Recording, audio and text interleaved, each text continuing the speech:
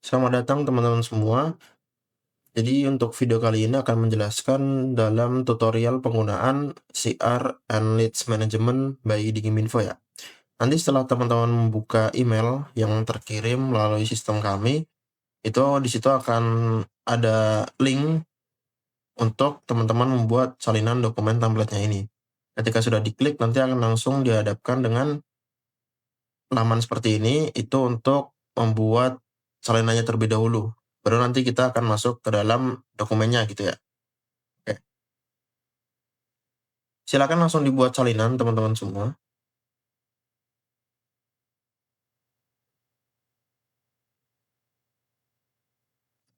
Oke, ini kita udah masuk ke dalam halaman ini ya, spreadsheet-nya untuk Customer Relation and Needs Management. Nah, untuk langkah pertama, teman-teman bisa menghapus dulu ini untuk judul atau nama filenya dan bisa diubah sesuai nama perusahaan teman-teman lah gitu ya, atau apalah terserah teman-teman semua.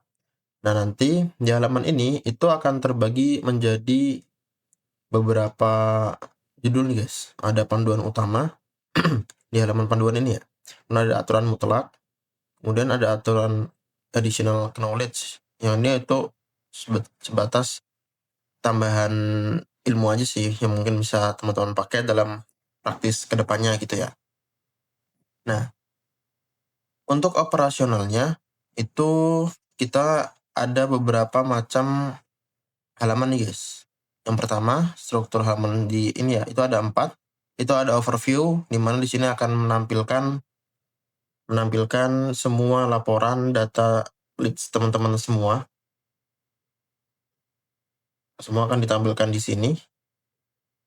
Kemudian itu untuk overview, kemudian ada halaman input, di mana itu akan kita gunakan untuk menginput semua calon leads baru atau leads yang masuk gitu ya, atau calon customer baru, itu semua dimasukkan di sini terlebih dahulu dan harus melalui halaman ini. Karena apa? Karena nanti dari halaman ini akan di-generate sebuah ID leads, di mana itu akan menjadi identitas dari leads teman-teman yang baru masuk. Nah, selain itu ada halaman pipeline. Pipeline ini halaman yang paling banyak. Kalau teman-teman lihat ada di bawah sini, itu mulai dari leads, approach, meeting, follow up, proposal, negotiation, closing, dan loss. Itu adalah halaman pipeline. Nah, halaman pipeline itu justru itu yang paling utama dari template ini. Karena itu akan memposisikan klien teman-teman itu ada di tahap mana gitu ketika di-handle oleh tim teman-teman semua. Misalnya dia baru masuk, maka dia akan masuk ke halaman leads. Kalau misalnya dia sudah di-approach, ntar pindah ke halaman meeting, halaman approach, sorry. Kemudian kalau sudah meeting, pindah ke halaman meeting. Kemudian nanti bisa dilihat next step selanjutnya. Cuma nanti dalam prakteknya bukan berarti teman-teman harus ini ya, harus urutan gitu. Dari leads ke approach, meeting, follow up, dan lain-lain gitu enggak. Itu bebas, barangkali dari leads masuk, tiba-tiba langsung ke proposal, ntar bisa dibalikin ke meeting, ntar bisa kemana aja gitu, bebas. Sesuai kebutuhan teman-teman semua. Jadi sebenarnya template ini cuma sebagai sarana doang dan tidak saklek lah dalam operasionalnya. Jadi sebebas, sebutuhnya teman-teman semua. Tapi yang jelas untuk yang paling awal ketika leads masuk itu dimulai dari input leads, baru nanti ujungnya setelah proses selesai itu antara dia masuk di closing atau dia masuk di loss. Kalau closing berarti deal, kalau loss berarti kurang beruntung. Begitu. Nah, tadi pipeline itu ntar akhirnya tahap closing ini ya. Nah gitu. Kemudian yang terakhir itu ada kategori halaman support, di mana ada 3, yaitu halaman database, halaman activity log, dan halaman setting. Nah, di halaman database ini bakal menyimpan semua database tentang perjalanan yang dipakai di spreadsheet ini. Jadi semua pergerakan teman-teman untuk setiap leads itu akan dicatat di sini. Nanti bisa kita sembunyikan saja. Yang jelas dalam operasionalnya cuma dari dashboard hingga close ini. Untuk activity log itu adalah rekaman perubahan yang terjadi di setiap update terbaru. Jadi misalnya ntar ada leads masuk kemudian berproses, nah nanti semua perubahan itu akan dicatat di sini sebagai sebagai catatan teman-teman aja gitu. Barangkali ada yang salah, barangkali ada yang gimana gitu, terus butuh riwayat sebelumnya, nanti bisa cek di sini.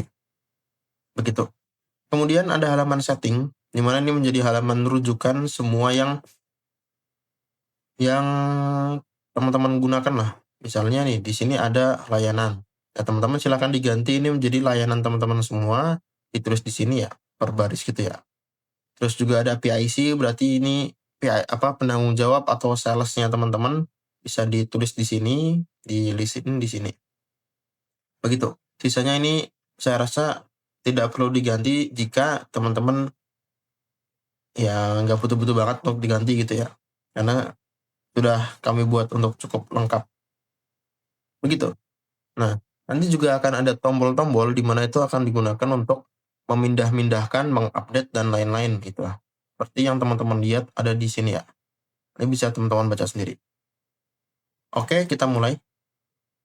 Untuk pertama, kita akan masuk ke halaman input leads. Jadi misalnya ada customer namanya Suharno.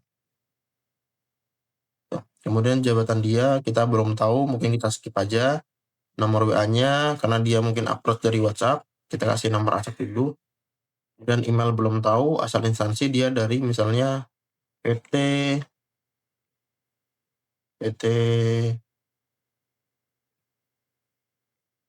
Jas Putih ya, misalnya. Oke. Dan kategori instansinya adalah swasta. Nah, kita lihat ternyata dia masuk dari lainnya aja nih. Kemudian dia menanyakan untuk layanan 1. Oke. Ini nggak harus dilengkapin semuanya. Jadi kita tulis dulu apa yang kita tahu dari calon kliennya itu. BTW di sini teman-teman bisa menulis hingga 20 ini ya, leads baru ya. Jadi bukan satu-satu, kita sampai 20. Setelah ini ditulis, teman-teman bisa klik tombol tambahkan yang ada di atas ini nih.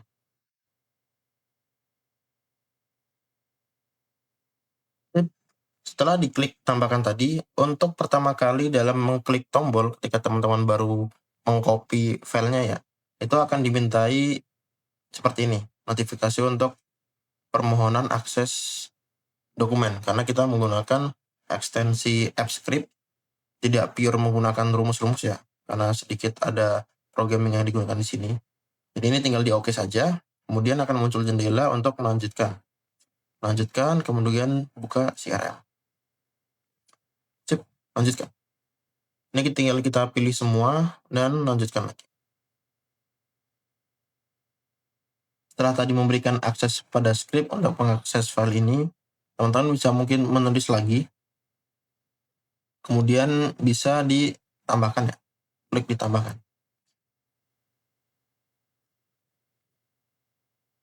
Nah, jika dia berhasil, dia akan langsung terhapus dari halaman input leads dan berpindah ke halaman leads nih.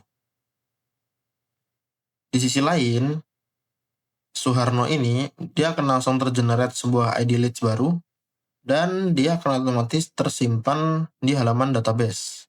Oh ya guys, sebelum kita lanjut lagi, ada satu yang perlu untuk dilakukan dulu, teman-teman, sebagai bentuk jaga-jaga gitu ya. Karena perpindahan-perpindahan nanti itu, dia akan didasarkan pada header ini nih. Jadi nama customer, jabatan, dan lain-lain ini ya. Ini, header ini, terutama baris ini ya, baris 9, itu di semua halaman harus sama ya tulisannya ya. Seperti itu. Termasuk di database juga. Karena ketika dia dipindah, dia akan ngecek di headernya apakah ini nama customer, di database juga nama customer, atau di halaman lain juga nama customer gitu. Kalau misalnya di satu halaman itu adalah misalnya nama doang gitu ya, kemudian di halaman lain adalah nama customer, kemudian di halaman lain juga nama doang misalnya, nanti ketika di save itu yang di halaman yang nama customer dia nggak akan muncul karena harus sama headernya. Nah, untuk ini sebagai bentuk jaga-jaganya itu teman-teman bisa membuka halaman manapun kemudian klik ada menu baru di atas ya. Itu CRM ini, kemudian kita ada 3 tahap nih. Yang pertama adalah protect CRM headers dulu. Oke, ini fungsinya adalah untuk mencegah agar tidak dapat diedit oleh rekan-rekan selain pemilik spreadsheet inilah. Jadi barangkali ada satu tim gitu ya, kemudian dibagikan sebagai editor gitu ya. Nah itu nanti ini akan menjadi tidak bisa diedit. Kemudian untuk pemiliknya sendiri, berarti dalam hal ini adalah saya. Itu pertama adalah create CRM header backup dulu. Oke, sudah muncul notifikasinya. Kemudian jika sudah, itu klik lagi yang install header guard trigger ini nih. Oke, ketika sudah dipasang, meskipun saya sebagai pemilik file ini, itu ketika saya hapus di sini, dia akan otomatis kembali lagi. Nah, seperti itu. Dan ketika saya ubah misalnya, ya, dia akan otomatis mengganti kembali ke sebelumnya. Ini untuk mengantisipasi agar tidak ada kesalahan lah, atau kesalahan yang tidak sengaja gitu. Begitu. Oke, kita lanjut untuk handlingnya. Begitu. Nah, dari sini kita mulai perjalanan dalam handling klien nih guys. Jadi ketika dia sudah masuk leads, kita akan fokus pada sisi sebelah kanan. Karena sisi yang sebelah kiri, ini pembatasnya ya, itu adalah kolom pipeline ini. Sisi sebelah kiri adalah lebih condong ke identitas dan kebutuhan dari si calon klien. Sementara untuk sebelah kanan itu fokus pada aktivitas kita dalam pencatatannya. Nah, untuk Suharno ini kita lihat dia baru masuk.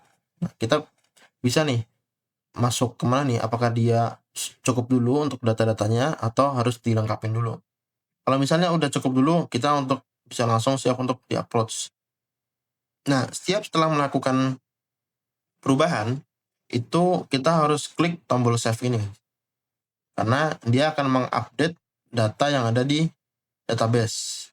Walaupun itu digunakan untuk mengupdate database ya. Cuman emang secara realnya spreadsheet sendiri sudah menyimpan tapi hanya tersimpan di halaman ini. Jadi perlu diklik save agar dia mengupdate ke halaman database ini. Nah, semisal dari leads ternyata dia siap di approach. Oke. Kita pindahkan dia ke halaman approach nih, ke pipeline approach. Kita langsung klik approach, kemudian klik save. Oke. Nah, setelah dia di save, nanti akan muncul notifikasi, kemudian dia akan pindah ke halaman approach. Begini. Ya, dia akan pindah ke halaman approach dan aktivitasnya dia akan mulai banyak lagi nih. Step-step apa yang bakal kita ingin lakukan. Nanti berarti misalnya sudah dihubungin prosesnya. Kemudian besoknya kapan lagi, ada apa lagi gitu. Target-targetnya gimana. Itu bisa langsung diupdate pada dropdown yang ada di sini. Nah, nanti pasti diingatkan untuk teman-teman menggunakan fitur untuk tanggal follow up ini ya. Karena ini akan cukup membantu yang akan memunculkan peringatan kepada teman-teman jika tanggal follow up-nya ini semakin dekat. Nanti akan muncul di halaman dashboard. Ada di sebelah sini. Oke, approach. Misalnya sudah dihubungin. Kita menunggu respon. Berarti nanti kita butuh untuk di follow up lagi. Tanggal follow up berikutnya mungkin ada di tanggal, oke, kita taruh di tanggal 15 saja.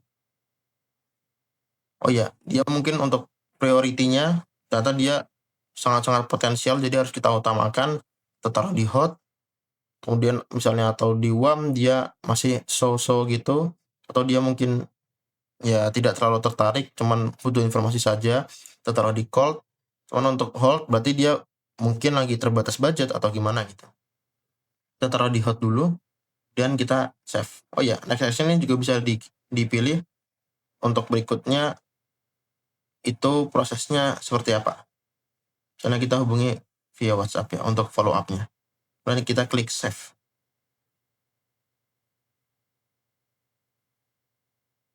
Oke. Dia tidak akan berpindah ya guys. Karena dia status pipeline-nya tuh masih di approach. Kita tidak memindahkannya. Cuman setelah kita tambahkan ini, tanggal follow up berikutnya, nanti di halaman dashboard dia akan muncul bahwa dia perlu di follow up dalam 2 hari lagi. Begitu. Ini fungsi untuk notifikasi yang ada di halaman dashboard. Nah, semisal oke, kita sekarang masuk ke tanggal 15, dia sudah di-follow up dan responnya baik gitu ya. Kita pindahkan dia ke penjadwalan meeting misalnya. Semisal kita pindah ke meeting, kemudian langsung kita pindahkan gini ya, save, ini akan langsung berpindah ke halaman meeting. Sip. Ya sudah, di sini mulai untuk prosesnya handling dia di proses progress meeting ini. Gitu. Ntar bisa disesuaikan sesuai ini ya, aktivitasnya. Dan begitu seterusnya guys. Sampai ke halaman pipeline terakhir nanti, negotiation ya. Sebelum ke halaman paling belakang yaitu closing dan loss. Nah, by the way, nanti di sini sudah terisi juga sebuah kolom probabilitas di mana ini akan terisi secara otomatis ya. Jadi nggak perlu dilengkapin. Biasanya setelah meeting itu kita akan semakin jelas ya dalam dalam menentukan ini kemungkinan besar deal-nya itu berapa gitu. Nah, teman-teman bisa tulis di sini estimasi deal-nya setelah meeting, oh kita tahu kebutuhan dia dan lain-lain. Mungkin misalnya kita taruh 50 juta gitu. Nah, secara otomatis di sini akan langsung menghitung probability-nya. Karena probability ini muncul berdasarkan yang diatur pada halaman setting. Dia kan tadi masuk ke halaman ke pipeline meeting ya. Nah, pipeline meeting ini kan berarti kemungkinan kalau dia udah nyampe meeting ada sudah 40% nih, dia kemungkinan deal begitu. Baru nanti ini masih estimasi, itu akan selalu berubah jika dia berpindah-pindah posisinya. Kadang bisa lebih maju ke depan, ada follow up proposal yang otomatis probability-nya akan semakin besar dan nilai kemungkinan deal-nya juga akan meningkat.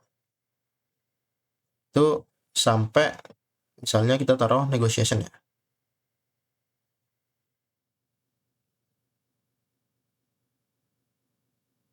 Oke, kita langsung loncat ke negotiation. Nah, masih sama silakan dilengkapi kemudian bagian sininya itu silakan dilengkapin. Dan yang jelas di sini yang tadinya ada berapa ya? 20 juta tadi ya. Weighted deal value-nya dia akan meningkat menjadi 42 juta begitu.